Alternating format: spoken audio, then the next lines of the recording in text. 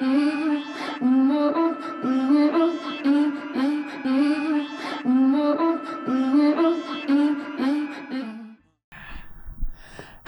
and welcome back to the Bending the Bar podcast. We will bend the minds with controversial topics on sports, talk about life, talk about world events. I'm your host, Ivan Rohn, co-hosting with us, as always, Mike Morak. Yes, sir. So, Mike, how we doing today? Doing good. Getting ready to watch the All-Star game. Had a busy week. Yeah, we did. How was the All-Star weekend in itself so far? Pretty shitty, if you ask me. Yeah, honestly, the NBA, you are going down the toilet. Dunk contest, weak sauce.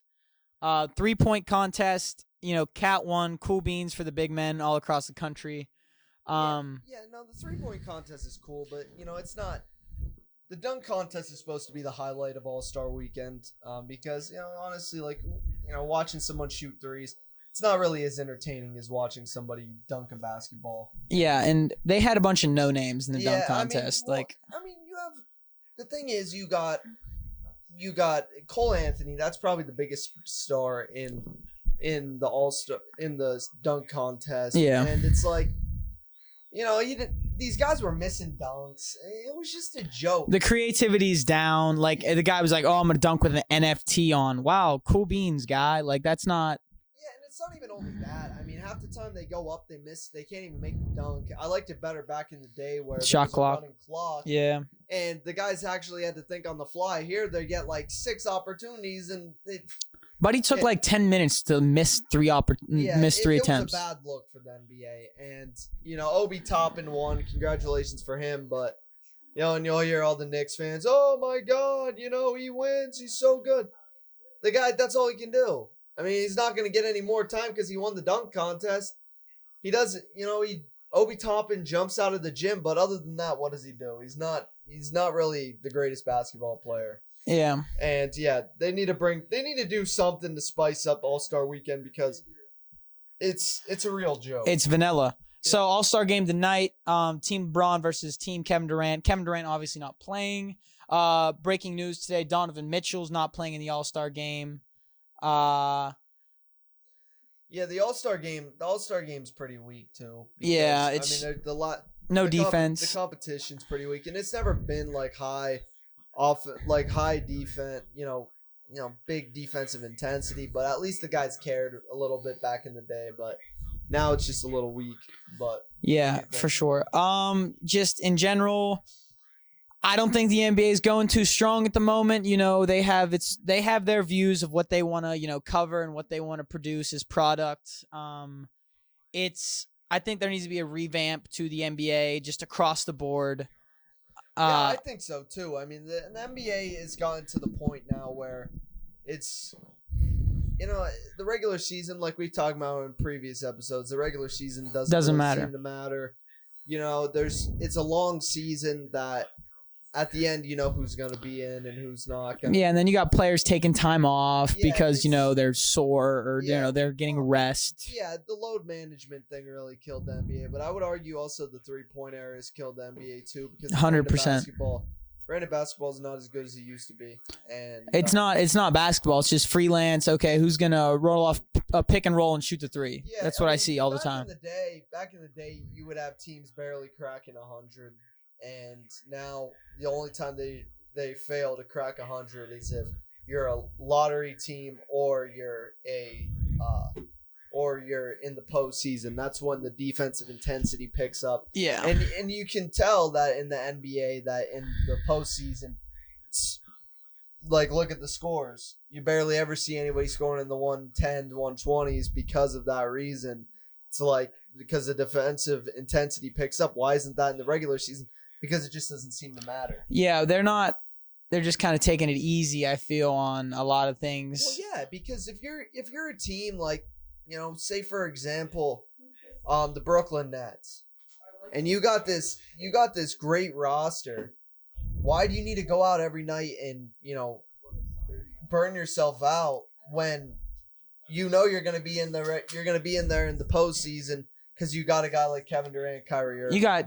You got names that are selling tickets. And that's what the NBA is all about. It's all about marketability. I feel they do a lot of things to become more marketable in the public eye. For example, all their political stuff they get into, Well, not only that, they're players. The players in the NBA. The NBA does a great job marketing their players. Oh, for sure. The NBA, 100%. The NBA has the most marketable players, but at the same time, it doesn't really correlate to the team as much. Yeah, the product but on the court. I feel the NBA is driven more towards like a financial gain as an organization rather than putting out, quality basketball to kind of. Yeah, no, I mean it is more, tailored toward like they are the one sport I would say that has really, gone after the social media boom and really just try and target everything. Like yesterday, the Aisha Curry and Steph Curry game show and stuff like that. It's like why does that need to be on? Like read the room, read that the NBA fans, they don't want to see that. They don't want to see that type of stuff. And at this point, the NBA should honestly hot take, they should just cancel the All-Star weekend. Give these guys a week rest, and be like, okay, like that was a hot one. No, I mean it's just dumb. It's like why waste the time? Why burn the players out even more that they've been going so hard the last 4 months, and now they got to regroup. They have, the reserve players get a week to regroup and get ready for the rest of the season and the potential postseason run. And the star players don't get that opportunity because they got to play in a game It doesn't even matter. that doesn't matter. It's And not they like take the full weekend off and go to this All-Star game. It's like, what's the point? it's not like Major League Baseball where the All-Star game determines like home field advantage for the postseason. The MLB got rid of that. They got rid of that 2 years ago. Oh, did they? But yeah, they did. I haven't watched. I haven't been heavy on But watching the thing games is, lately. They've gotten rid of it, but at the same time, it's still competitive because you can tell that these guys, they actually want to be there. In the NBA, it's not like that. It's not like that. The guys go out there and they do all these dunks. They throw the ball around. It looks like the Harlem Globetrotters. It's like they don't care. They're only there because they have to be there. It says in their contract it has to be there, and it's a bad product and it's a bad look because, what fans want to watch that? Really, what fans want to watch? Producer Blake likes to watch it. And it'll be cool tonight. The NBA 75 team, they'll honor those guys and all the legends. But not even only that, Michael Jordan's at the Daytona 500, not even showing up. What a slap in the face! What a slap in the face of the biggest NBA. name in basketball. Yeah, arguably the biggest name in basketball in the NBA 75, and he doesn't even show up for it. That's a real joke. That really shows you how important the All-Star weekend is in itself. Just saying. And I mean, it's a shame because the NBA back in the day was such a very, up until I'd say 6-7 years ago, this was the best ticket. Honestly, I look back to the 2016 finals when the Cavs won the title. Since then, the NBA has gone downhill so much. Exactly. But what's next? So do we want to tell them what we did yesterday? Yeah, so we went down to Lakeland, Florida, and we went to the Detroit Tigers spring training field, Publix Field at Robert Marchant. Joker Marchant Stadium. Joker Marchant. There you go. Oof. It's like a ghost town there. It's wild. No Major League Baseball. No Major League Baseball now because you got the lockout. Lockout. They just postponed spring training back. What are they saying? It's going to start March 5th. Who knows? Who knows? But MLB is another sport. You got to get your stuff together because you're losing fans already. Baseball viewership's going down. It's one of those things where it's like you need to get it, figured out because I know the owners and the players are having beef, but it's not going to matter if you don't get out on the field. You guys are both going to be losing money. So it's a real shame. Yeah, and it's inevitable. It's going to happen. They're going to see it and they're going to figure it out. They're going to figure it out. I mean, it's baseball. We just finished Breaking Bad. We did indeed just finish Breaking Bad. I'm not a big TV junkie. I'm not a big series guy. I don't even, it's kind of weird. I don't even watch a lot of sports anymore just because of all the other shit that they throw in with it. But, these guys, producer Blake over in the corner and Mr. Morak himself, they were like, look, you need to watch Breaking Bad. And I was like, you know what? We'll watch Breaking Bad. And let me tell you, phenomenal season. If you out there have not seen Breaking Bad, you need to see Breaking Bad. Yeah, Breaking Bad. It is unpredictable. Like, unimaginable. So nowadays TV, you can tell what's going to go on.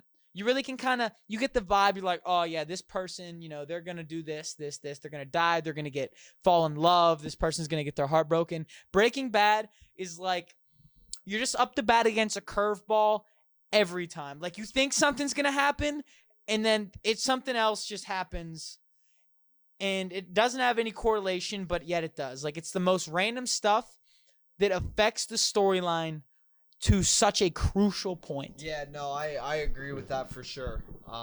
It's crazy, actually. It's a crazy... The attention to detail. Yeah, the attention to detail in Breaking Bad is like no other show that I've ever watched. The little things that go into the show, that the foreshadowing and the stuff that they do in the show, like the little things that are just hanging around, like the house and stuff like that.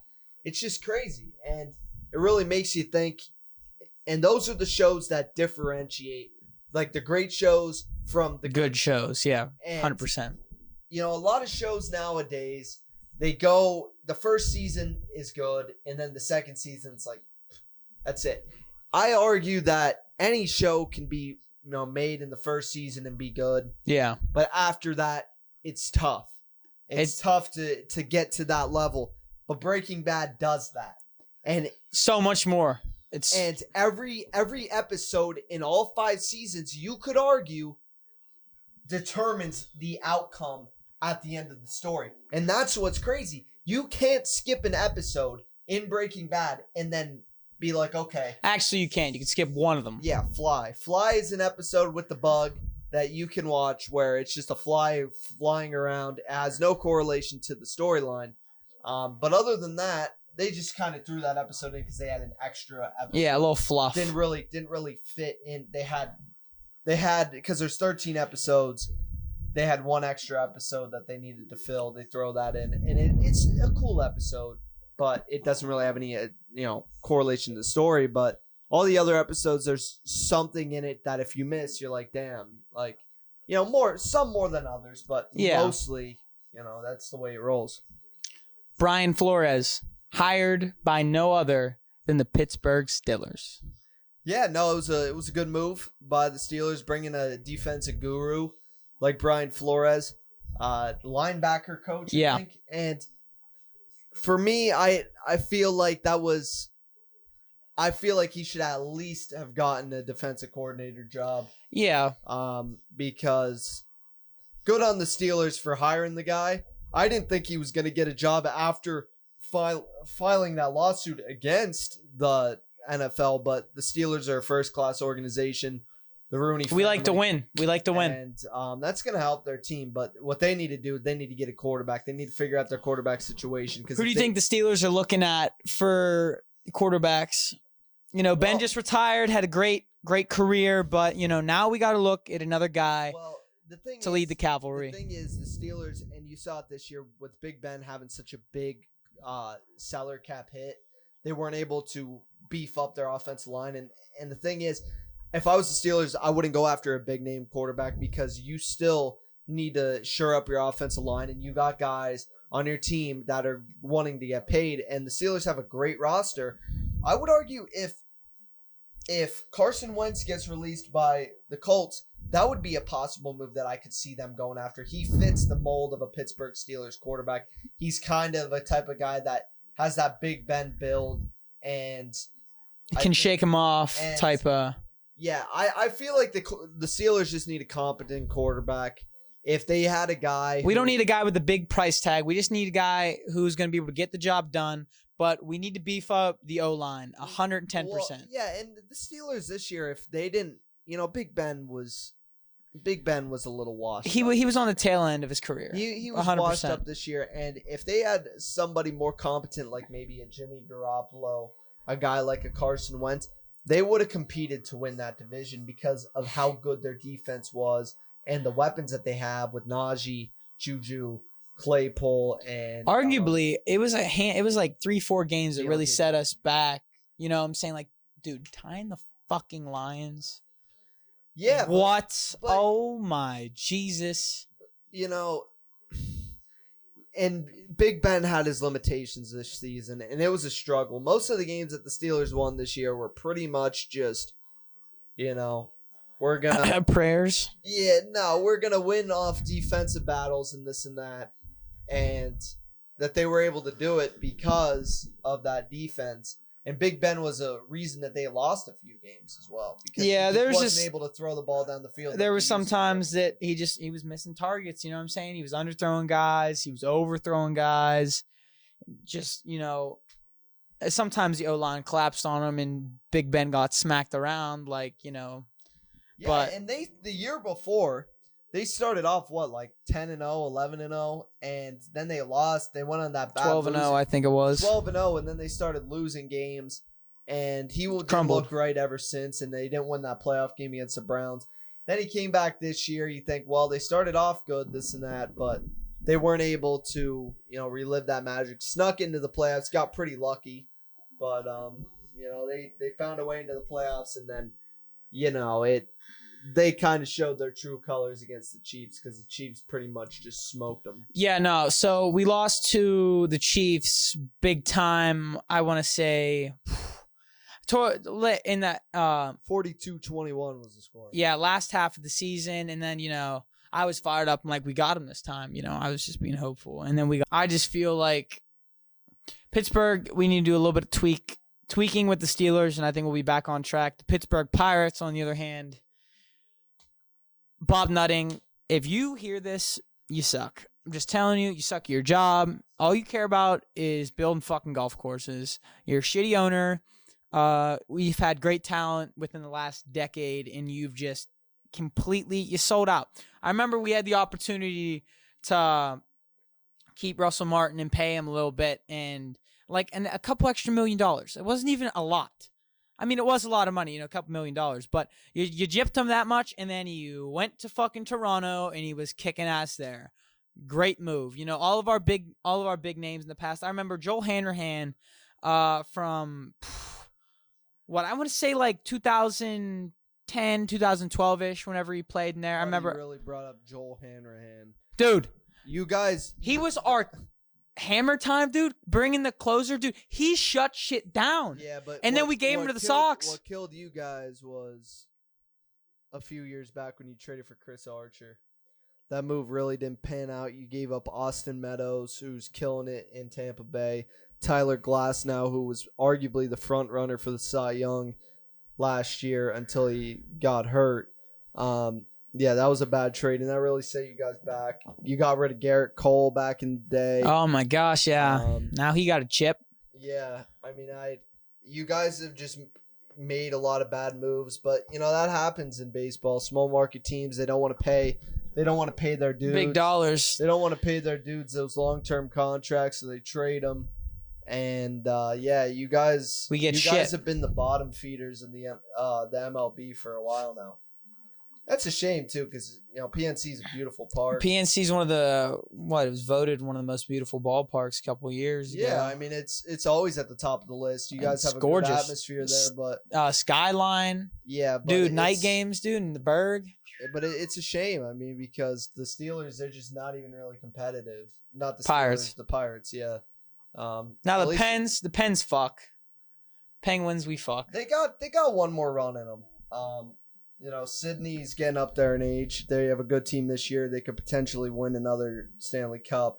It's gonna be tough, but I mean that core is still good. I feel like the Pens have always been in conversation. Could you agree with that? Yeah. I mean, for the most part, yeah. Yeah. I mean, hockey's one of those things. You just get into the postseason. It's, unlike the NBA, if you get into the postseason in hockey, you have anybody can win. Yeah. That's what's cool. And we talked about this last night, that another reason why the NBA is struggling is you look at the NHL, you look at the MLB, and you look at the NFL. If you make the playoffs, Anyone's game. Any team can win. Anyone's game. In the NBA, that's not. I think there's I'd say there's probably 4 teams that you can pick out of the NBA going into the playoffs. Each conference, Yeah. that you think, okay, yeah, like that team can win, and that's kind of just the way it is. So it's like, And then the last half of that playoff parity. bracket, just you're no chance. Oh well, yeah. I mean, it's you very rarely ever see a low seed in the NBA ever win. Yeah, Ever beat a higher seed, like that just doesn't happen. And unless you got LeBron lead the team, but LeBron. Oh, excuse me, my apologies.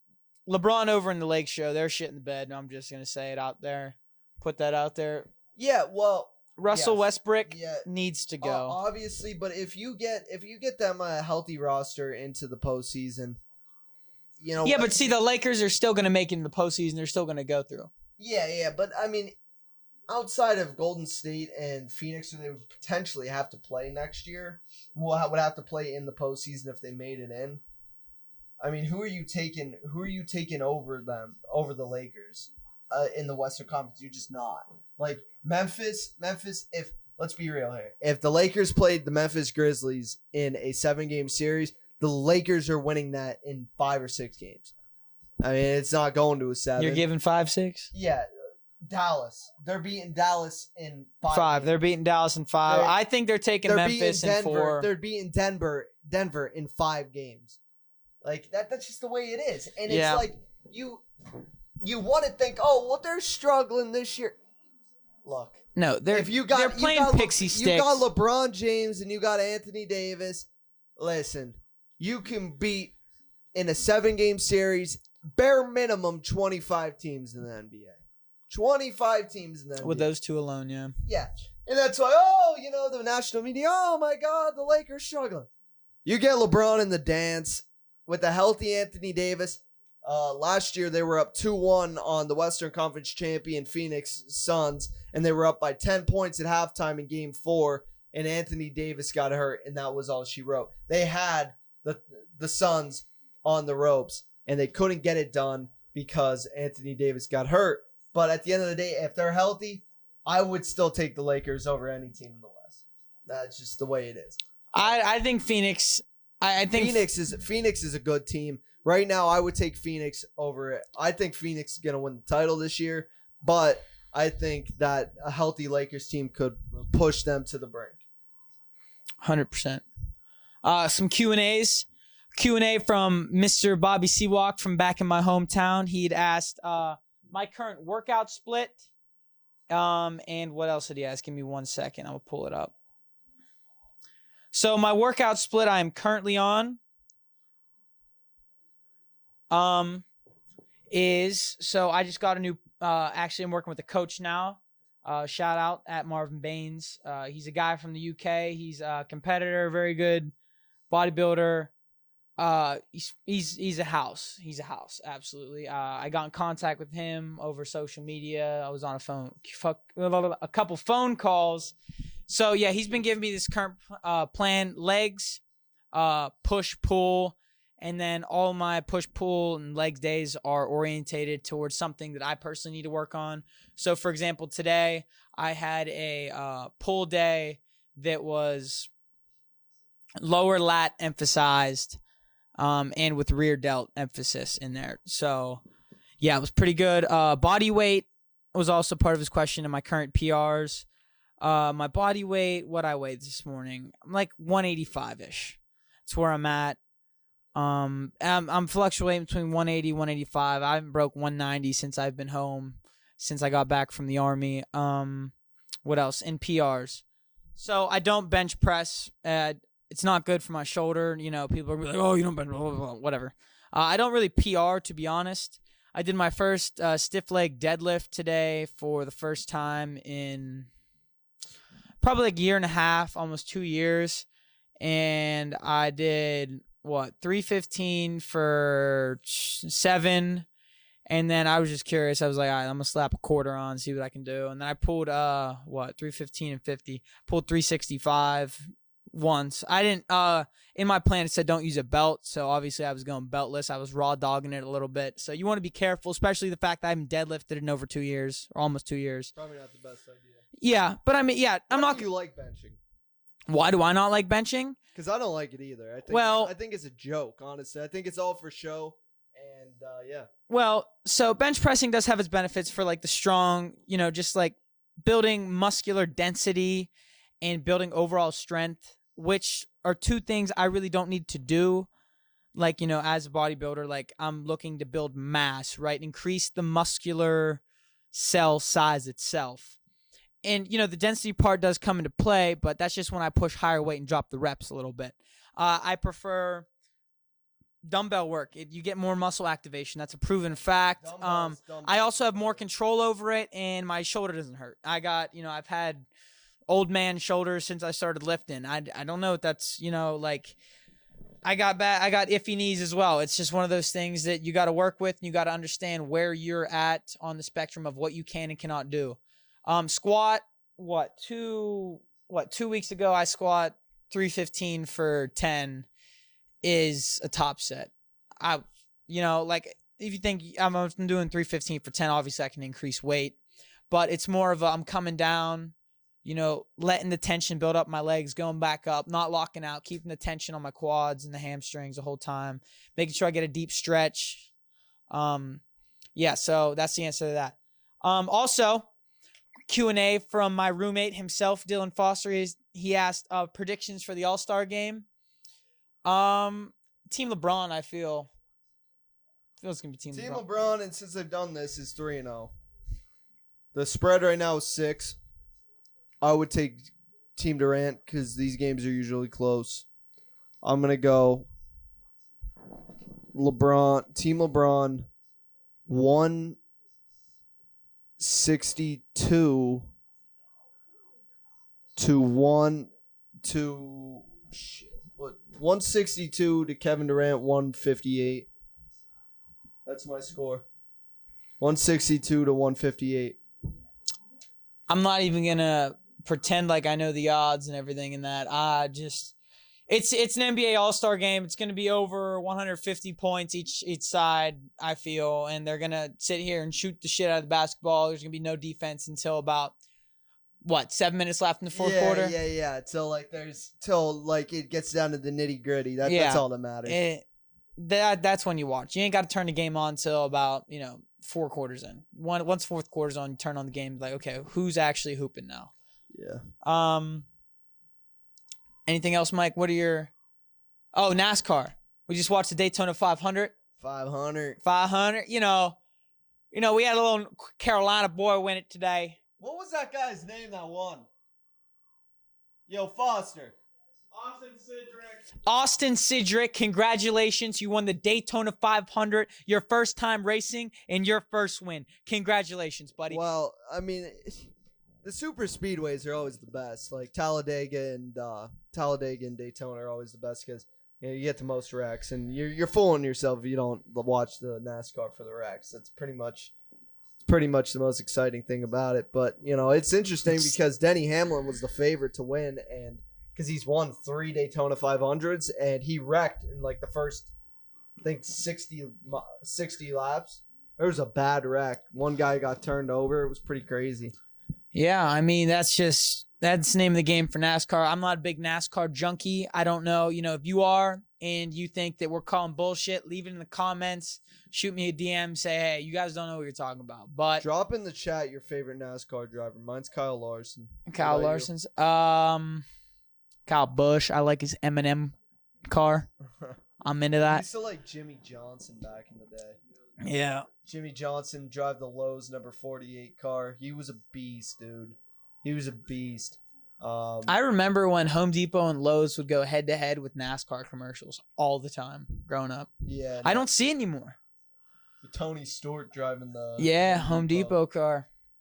Yeah, always was a Lowe's guy because my grandfather worked at a Lowe's distribution center. Now, question for you: Lowe's or Home Depot? Lowe's Home Improvement. Home Depot's cool, but I'd rather Lowe's. We have a Lowe's in my hometown. That's kind of where we go. We have both in my hometown, but down here, who was it? I don't even know. You don't see many Lowe's down here. I think Home Depot has been helping me out the most when I moved down here. Lowe's kind of shit the bed a couple times, so Home Depot for the win down south. But usually back at home, I'm a Lowe's guy.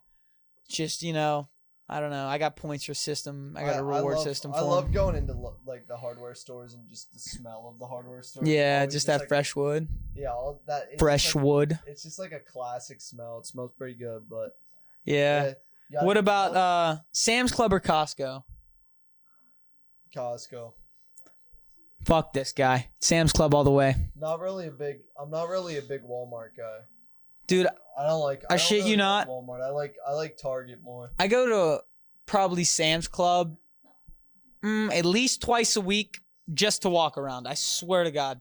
Yeah, I mean, I don't really shop at like the wholesale stores. I like it because I can get because I'm a very simple person and like just what I eat and everything. Because bodybuilding, chicken and rice, blah blah blah. Breaking news as of producer Blake. Chris Paul fractured his thumb. What's your thoughts? Well, how long does it say he's going to be out for? Yeah, producer Blake. Donovan Mitchell is also not playing in the All-Star game. We already covered that. Donovan Mitchell. Never compare Donovan Mitchell and CP3 in the same breath. No.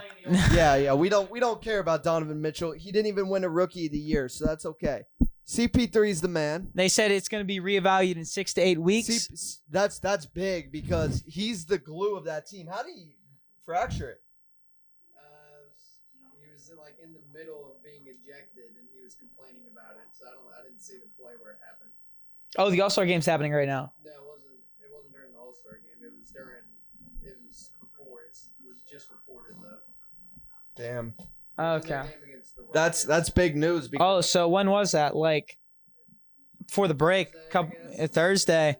So apparently just reported. That is hot. That's some hot takes. Because they've been rolling. I think they've won the last 16 out of 17 games. D-Book's been balling, but now it's like you take the glue out of that team, and you never know. See, that's another thing. Like that, I want the Suns to win, so CP3 can get that chip to solidify his career. Yeah, definitely.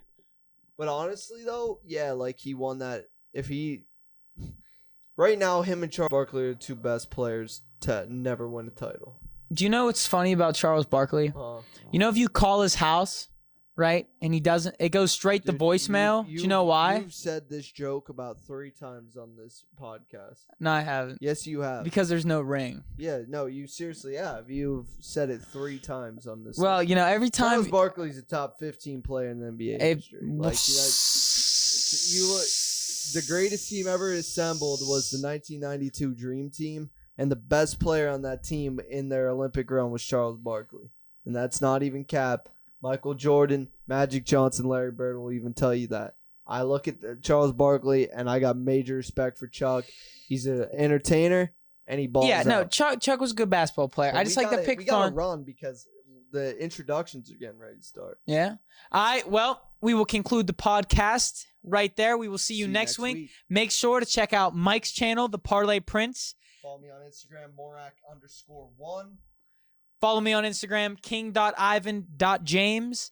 If you need any supplementation help for all my meatheads out there, make sure to use my promo code ARON10 on all your Axon Sledge purchases. If you get on tonight, they got a deal going. You can win some. You get some extra free stuff in your order. But until next time, see ya. Take care.